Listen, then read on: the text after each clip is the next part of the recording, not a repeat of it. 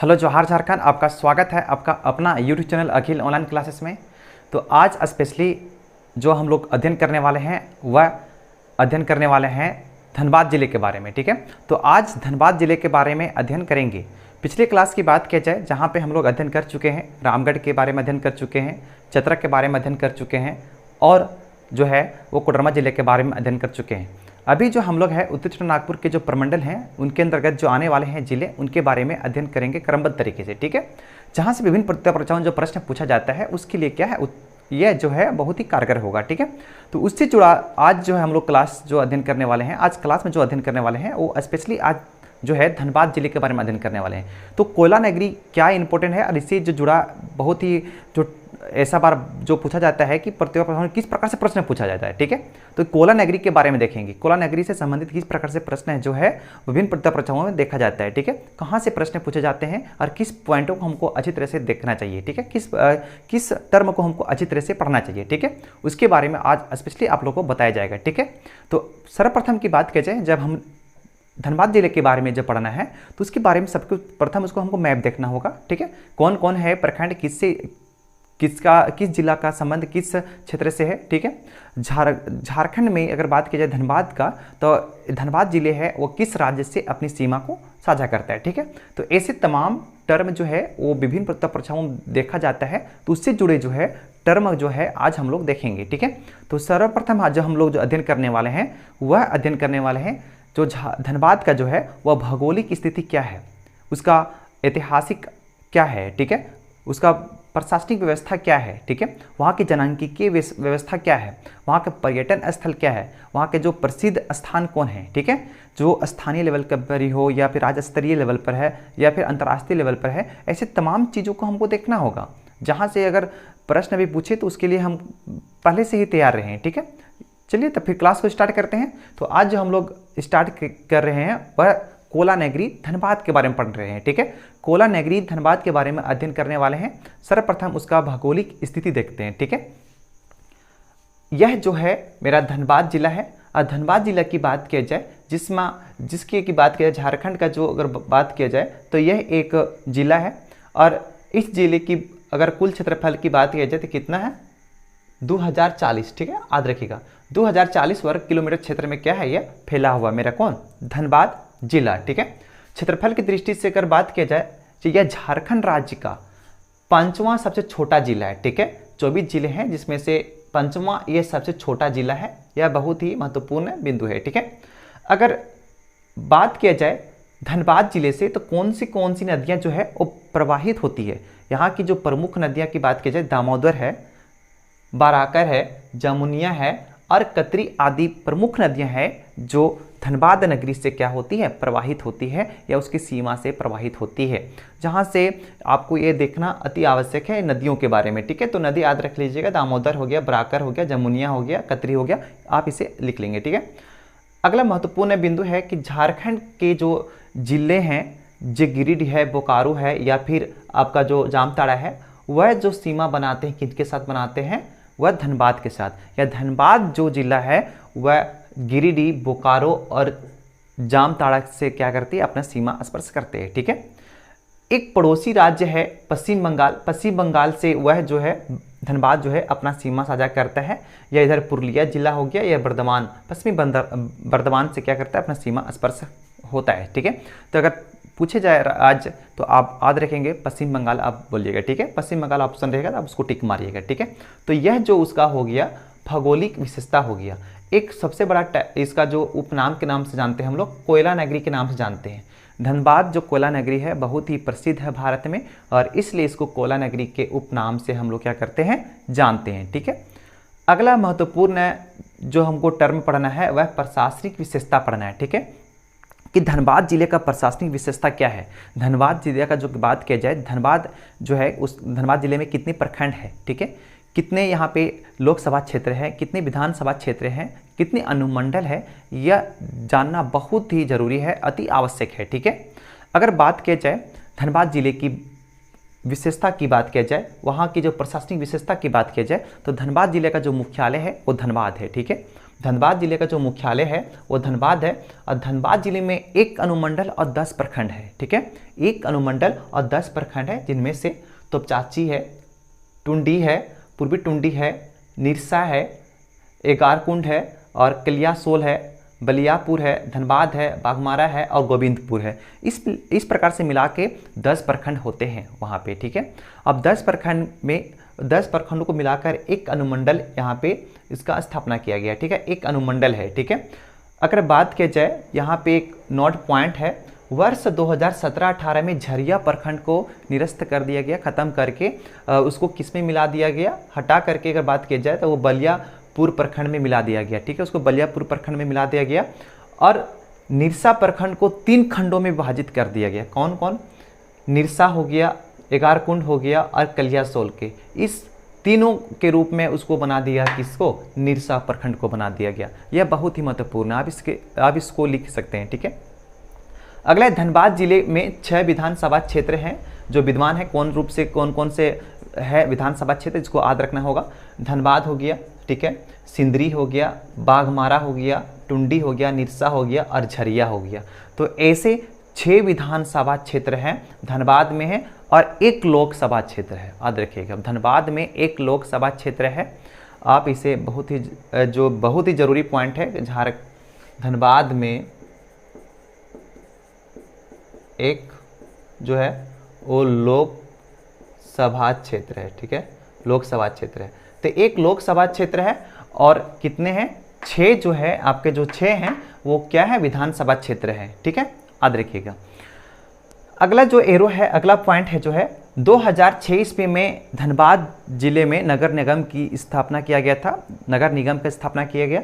यह झारखंड का सबसे बड़ा नगर निगम क्षेत्र है। ठीक है, यह झारखंड के जितने भी नगर निगम है उनमें से सबसे बड़ा नगर निगम क्षेत्र कौन है? धनबाद नगर निगम क्षेत्र है। ठीक है, शहरी क्षेत्र को देखते हुए चिरकुंडा को जो है नगर परिषद का दर्जा दिया गया। ठीक है, नगर परिषद वहाँ पे बनाया गया। ठीक है, ताकि वहाँ पे जो साफ सुथरा भी रहे। ठीक है, नगर परिषद का जो गठन किया गया है कहाँ पे? चिरकुंडा में। और जो 2006 ईस्वी में नगर निगम बनाया गया था, किसको? धनबाद को। यह झारखंड का सबसे बड़ा नगर निगम है। ठीक है, अगला चलते हैं हम लोग जो बहुमूल्य, जहाँ से टर्म देखा जाता है यार, बहुत ही इंपॉर्टेंट जो पोर्शन वहाँ से अक्सर प्रतियोगिता परीक्षाओं में पूछ लेता है, और यह डाटा बेसिस प्रश्न है। डाटा बेसिस है, जहाँ से हमको याद करने में कठिनाइयाँ भी हो सकती है, तो आप इसे अच्छी तरह से याद करें और नोट कर लेंगे। ठीक है, जानकीय विशेषता। जानकीय विशेषता में क्या होता है? वहाँ की जनसंख्या देखना होगा, वहाँ की जनसंख्या घनत्व देखना होगा, कितने पुरुष पढ़े लिखे हैं, साक्षरता दर क्या है उसका। ठीक है, झारखंड में उस जिले का स्थान कहाँ पे है, कितने अनुसूचित जाति हैं, कितने अनुसूचित जनजाति हैं, ये सारे जो है और जानकीय विशेषता में स्पेशली बना दिया गया है, ताकि आपको किसी प्रकार से परेशानी का सामना ना करना पड़े। ठीक है, तो कुल जनसंख्या की बात की जाए, यहाँ पे कुल जनसंख्या की बात की जाए तो कितना है? 26,84,487 लोग यहाँ पे निवास करते हैं। कहाँ पे? कोला नगरी में। ठीक है, कोला नगरी में मुख्य रूप से 26,84,487 लोग क्या करते हैं? निवास करते हैं। और यह झारखंड का दूसरा सबसे बड़ा जिला है जनसंख्या के दृष्टि से। ठीक है, जनसंख्या से दृष्टि से झारखंड का क्या है? यह सबसे बड़ा जिला है। केवल दूसरा सबसे बड़ा जिला। ठीक है, यह झारखंड का दूसरा सबसे बड़ा जिला है, और जनसंख्या की दृष्टि से पता है पहला जो है वो पहला स्थान पर कौन है? रांची। ठीक है, अगला है जनसंख्या में वृद्धि प्रतिशत की बात की जाए तो 11.99, मतलब लगभग में 12% जो है वो जनसंख्या वृद्धि दर वहाँ देखा गया है। ठीक है, जनसंख्या घनत्व बहुत ही इंपॉर्टेंट है यह पॉइंट। ठीक है, आप इसे लिख लेंगे। जनसंख्या घनत्व की बात की जाए, यहाँ पे जो लोग निवास करते हैं 1316 व्यक्ति। ठीक है, 1316 व्यक्ति निवास करते हैं। यह झारखंड का पहला स्थान है जनसंख्या घनत्व में। ठीक है, झारखंड का पहला जिला है जनसंख्या घनत्व में, इसका पहला स्थान आता है। ठीक है, क्योंकि यहाँ जो है 1 किलोमीटर स्क्वायर क्षेत्र में कितने लोग निवास करते हैं? 1316 व्यक्ति निवास करते हैं। ठीक है, लिंगानुपात की बात किया जाए यहाँ पे लिंगानुपात का, तो 1000 पुरुष पर 909 स्त्रियां हैं। मतलब यहाँ लिंगानुपात यह सबसे कम है। झारखंड में 24 जिले में इसका 24वां स्थान आता है। मतलब सबसे यहाँ जो है कम है, कितना है? 909, ठीक है, 1000 पुरुषों पर 909 स्त्रियां है यहाँ पे, ठीक है। अनुसूचित जाति का जो प्रतिशत की बात किया जाए, अनुसूचित जाति का तो 16.29% यहाँ की अनुसूचित जाति का जनसंख्या है, ठीक है, उसकी प्रतिशत है यहाँ पे। अनुसूचित जनजाति की प्रतिशत की बात किया जाए तो 8.68 जो प्रतिशत है यहाँ पे जो है अनुसूचित जनजाति का प्रतिशत है। कुल साक्षरता दर की बात किया जाए तो 74.52% है यहाँ की कुल साक्षरता दर है, मतलब यहाँ के जो टोटल जो पढ़े लिखे लोग हैं कितने हैं, 74.52% लोग हैं पढ़े लिखे हैं। अब इसमें पुरुष और महिलाएं की अलग अलग डाटा है, ठीक है। तो पुरुष की बात की जाए 83.81% है और महिला की बात की जाए 64.29% है, जो इतनी पढ़ी लिखी महिला है और पुरुष है। यह इसका जो है धनबाद जिले का जानने की विशेषता हो गया कि कितने पुरुष पढ़े लिखे हैं, क्या जनसंख्या है, जनसंख्या वृद्धि दर क्या है, जनसंख्या घनत्व में कहाँ स्थान आता है और जनसंख्या वृद्धि दर में कहाँ आता है, ठीक है। ऐसे टर्म जो है जो प्रत्येक प्रश्न में पूछा जाता है, ठीक है। अब अगला इसका इतिहास जानते हैं। सबसे प्रथम इसका इतिहास हमको जानना अति आवश्यक है कि धनबाद जिले की इतिहास क्या है। सभी जिलों का अलग अलग इतिहास है और इतिहास होना चाहिए, इतिहास होता है उसके बारे में समझने में हमें ईजी होता है, ठीक है। कोला नगरी की बात किया जाए, सिर्फ वहाँ पे कोला ही निकलता है ऐसा बात नहीं है, बहुत सारी चीज़ है वहाँ पे, कोला तो निकलते ही है लेकिन अन्य चीज़ें भी है जो झारखंड में धनबाद को स्पेशल बनाता है, ठीक है। तो उसके बारे में हमको जानना अति आवश्यक है, ठीक है। तो चलिए इसकी इतिहास देखते हैं, क्या है धनबाद जिले का इतिहास। धनबाद जिले की बात किया जाए, जब झारखंड में कोल विद्रोह हुआ था उसमें 1832 में, पहले बताएं पिछले क्लास में बताएं आपको जिक्र किया गया था मानभूम जिला का, ठीक है। जब 1832 में कोल विद्रोह हुआ था उस समय हजारीबाग, मानभूम और लोहरदगा को अलग बनाया गया और उनमें से मानभूम एक ऐतिहासिक नाम है, ठीक है। मानभूम क्यों ऐतिहासिक नाम पड़ा है और इस क्षेत्र को मानभूम क्यों बोला गया है वो हम आगे देखेंगे, अगले लाइन में उसका पॉइंट क्लियर कर दिया गया है, ठीक है। तो मानभूम जिला का गठन किया गया था, ठीक है, लेकिन यह अनुमंडल के रूप में था, ठीक है। यह एक अनुमंडल के, मानभूम जिला का एक अनुमंडल के रूप में काम करता था, कौन, धनबाद, ठीक है, याद रखिएगा। लेकिन बाद में उसको 26 अक्टूबर 1956 ईस्वी को चास, चंदन क्यारी और को मिलाकर क्या कर दिया गया, एक जिला बना दिया गया जिसको धनबाद के नाम से हम लोग जानते हैं। जो अनुमंडल पहले था किसका, मानभूम जिला का 1832 उस समय, उसके बाद धनबाद को क्या कर दिया गया, चास, चंदन क्यारी सबको मिला करके एक जिला बना दिया गया। कब, 26 अक्टूबर 1956 ईस्वी। अब यहाँ पे डेट की बात किया जाए, यहाँ पे 1956 तो मिलेगा लेकिन यह डेट में आपका कहीं ना कहीं कंफ्यूजन रहेगा, सभी बुकों के द्वारा कहीं ना कहीं कंफ्यूजन है, किसी में 24 है किसी में 26 है। तो ये सारी बुक की बात किया जाए, यह अब इस बुक में जो है 26 क्यों लिखे सर, क्या है, तो यह जो जिक्र है मिलता है वो ब्रह्मशास्त्र पुस्तक में मिलता है, ठीक है। आपके ऐसे बहुत सारे पुस्तक हैं जिसमें अलग अलग डेट यहाँ पे देखने को मिलेंगे, लेकिन यह याद रखिएगा 1956 ईस्वी में, ठीक है। अब अगला चलता है 1991 ईस्वी में चास, चंदन क्यारी को और बेरमो को पुनः उसको क्या कर दिया गया, अलग करके एक अलग जिला बनाया गया। वह जिला का नाम क्या हो गया, बोकारो, जिसके बारे में हम लोग अगले क्लास में पढ़ने वाले हैं, ठीक है, अध्ययन करने वाले हैं बोकारो के बारे में। तो बोकारो कब बनाएगा, 1951 ईस्वी में इसको फिर से एक अलग कर दिया गया, किसको, चास, चंदन क्यारी और बेरमो को मिलाकर के बोकारो बना दिया गया, ठीक है।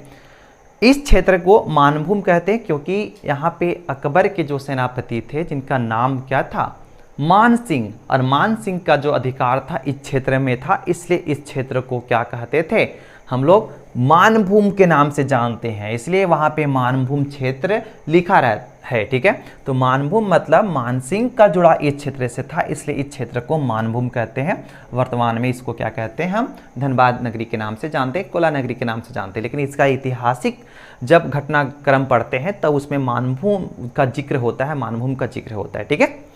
आगे चलते हैं।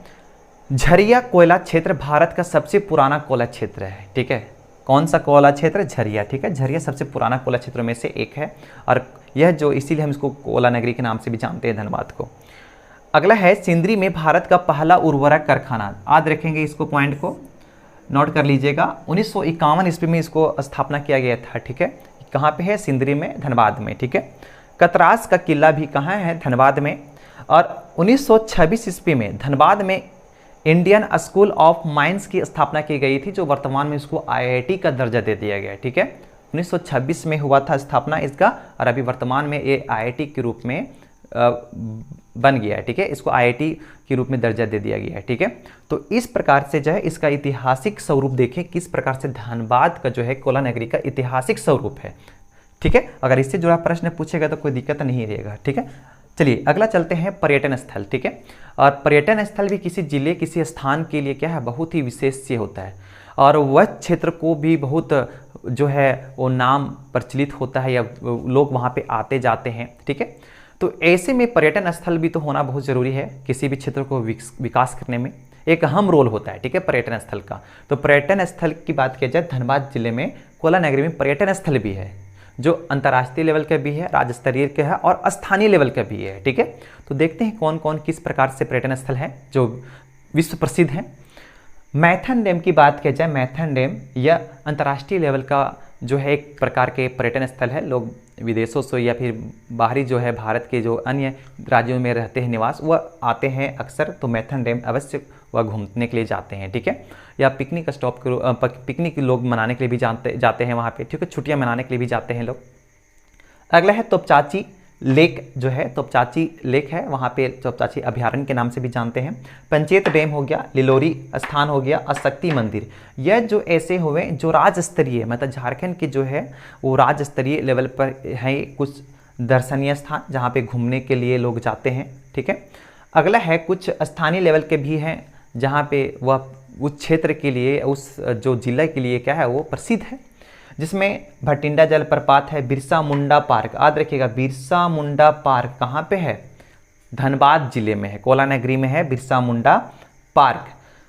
उसके बाद है भुईफोड़ मंदिर, जो है यह स्थानीय महत्व का मंदिर है, जो मुख्य रूप से धनबाद नगरी कोला नगरी में है। ठीक है, अगला है एक महत्वपूर्ण व्यक्ति का नाम है, जिनका झारखंड आंदोलन से जुड़ा था, जिनका नाम था विनोद बिहारी महतो, और उन्हीं के नाम पे वहाँ पे एक विश्वविद्यालय का स्थापना किया गया।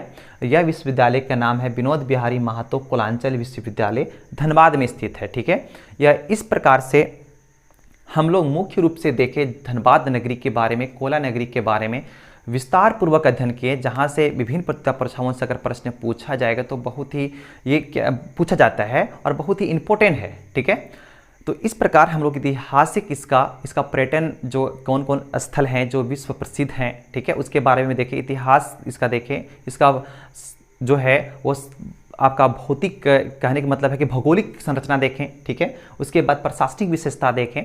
तो इस प्रकार से है धनबाद नगरी के बारे में हम लोग आज पूर्ण रूप से क्लास में संपूर्ण अध्ययन किए इसका। ठीक है, तो आज क्लास तो यहीं पे रोकेंगे, लेकिन आप सर्वप्रथम इसे स्क्रीनशॉट कर लें। ठीक है,